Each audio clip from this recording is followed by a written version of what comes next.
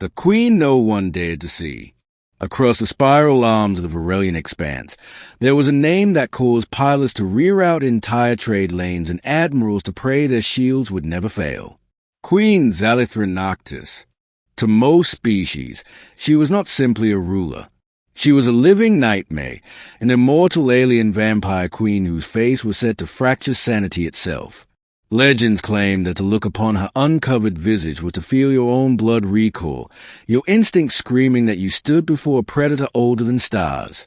Her people, the Nocthal, were born beneath a dying red sun. Evolution had shaped them into nocturnal apex beings, alabaster black skin traced with bioluminescent veins, elongated limbs, and eyes that reflected light like polished obsidian. They fed not on flesh, but on bioenergetic blood, life force refined through ritual and restraint. But Queen Zalithra was different.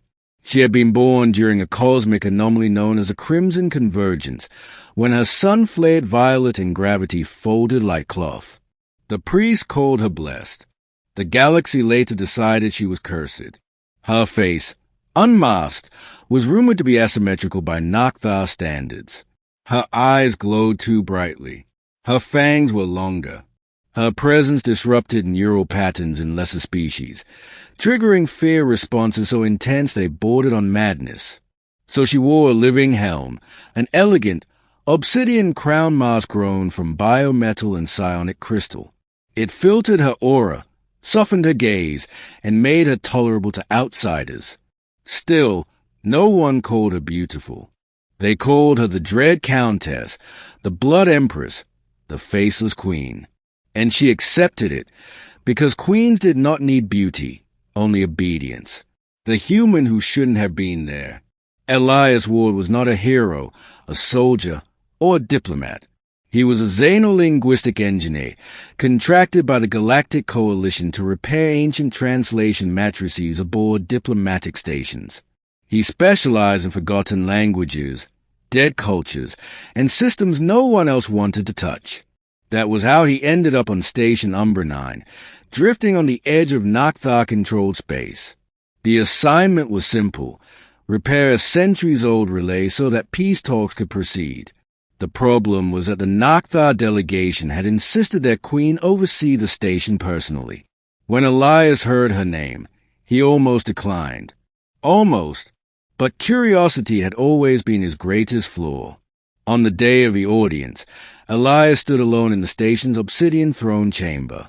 The air felt heavier, charged with something between electricity and hunger. The lights dimmed as the massive doors parted. Queen Zalithra entered without sound. She was tall, nearly 7 feet, draped in layered ceremonial armor that flowed like liquid shadow. Her crown mask gleamed faintly, etched with runes that pulsed like a slow heartbeat. Elias felt it then. The pressure, the instinctive fear everyone talked about. His pulse quickened, his palms dampened, and some ancient part of his brain whispered run. But he didn't. Instead, he bowed, not deeply, not submissively, but respectfully. "I am Elias Ward," he said, his voice steady despite himself. "I'm here to repair the translation matrix, Your Majesty."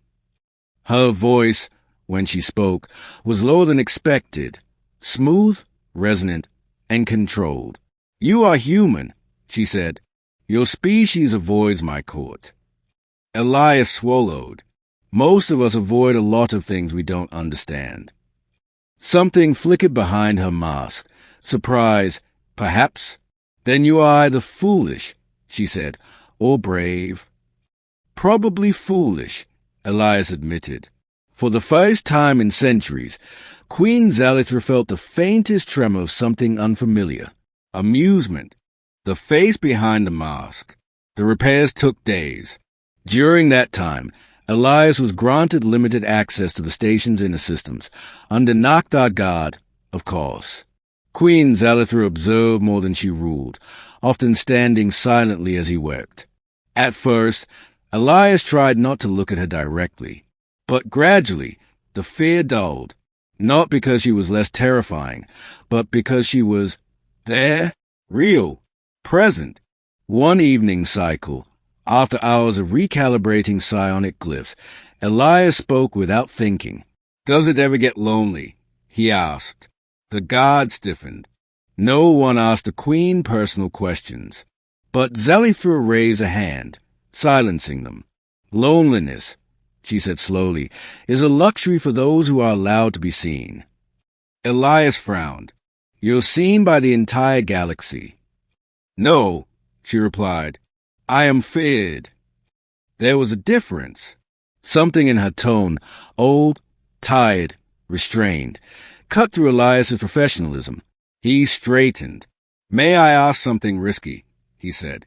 "You already have," she answered. "Why do you never remove the mask?" The chamber fell silent. The queen turned away, gazing into the star-dusted viewport. "When I was young," she said, "I believed beauty was irrelevant. Power was enough. But the first time another species saw my face, they screamed. Some fainted. One tried to end his own life rather than remain in my presence." Her fingers tightened at his side. "My own allies begged me to hide myself. They said it would make diplomacy easier." Elias hesitated, then said softly, "That doesn't mean you're monstrous. It means they were unprepared." She laughed once, a sharp, humorless sound. "You have not seen me, human." "No," Elias agreed, "but I've heard enough stories to know most legends are exaggerated." That was when the unthinkable happened. Queen Zelithra turned back toward him. "Then you will look," she said, "and you will speak truth." The guards protested, but she silenced them again. Slowly, deliberately, she reached up and disengaged the living crown. The mask retracted like unfolding petals. Elias felt the psychic pressure hit him like a wave. His vision blurred. His heart pounded. And then it passed. He saw her face. Her features were sharper than any human's, cheekbones sculpted like obsidian, eyes glowing crimson violet, veins faintly luminous beneath her skin. Her fangs were visible even at rest. She was alien. She was terrifying. And yet, Elias breathed out. "You're stunning," he said quietly. The word hung in the air like sacrilege. Zelithra froze. No scream. No collapse. No madness. "You lie," she said. "I don't," Elias replied. "Your face tells a story. Power, yes, but also pain, and restraint, and loneliness." Her aura flared violently. Then, just as suddenly, it softened. No one had ever spoken to her like that. The turning of the galaxy. Word spread quickly. The human who saw the queen's face and lived. The human who did not flee. The human who called her beautiful. At first, the galaxy dismissed it as propaganda, then as madness, then as curiosity. Diplomats requested audiences, shielded, cautious, but willing. Scientists studied knocked-out psionics more openly. Trade lanes reopened. Queen Zelithra did not remove her mask for everyone, only when she chose. And Elias Ward remained at her side, not as a subject, but as an advisor. Their conversation stretched long into artificial nights. He taught her human concepts, art for ART's sake, beauty without purpose, love without dominance. She taught him Nocti philosophy, balance of hunger, honor through restraint, eternity as responsibility. One night, she asked him, "Why were you not afraid?" He considered the question. "I was," he said, "but fear isn't the same as hatred, and it isn't the same as truth." She studied him, ancient eyes searching his fragile human face. "You have changed my empire," she said, with a single sentence. He smiled faintly. "You were already ready to be seen." When the mask is no longer needed. Years passed. The legend of the alien vampire queen shifted. Fear gave way to fascination. Stories changed tone. Artists attempted to capture her likeness, not to mock, but to admire. And on the anniversary of the Crimson Convergence, Queen Zelithra did something unprecedented. She addressed the Galactic Council unmasked. Some still trembled. Some looked away. But many, many more looked and stayed. At her side stood Elias Ward, older now, lines at the edges of his eyes, but steady as ever. Once, the Queen said, her voice echoing across the chamber, "The galaxy feared my face. They believed it defined my worth."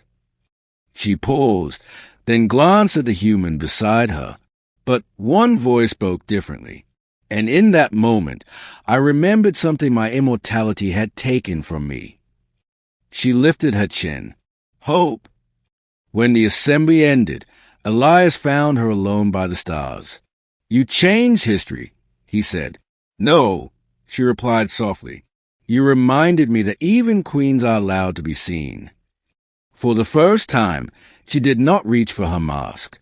And the galaxy, at last, looked back without fear.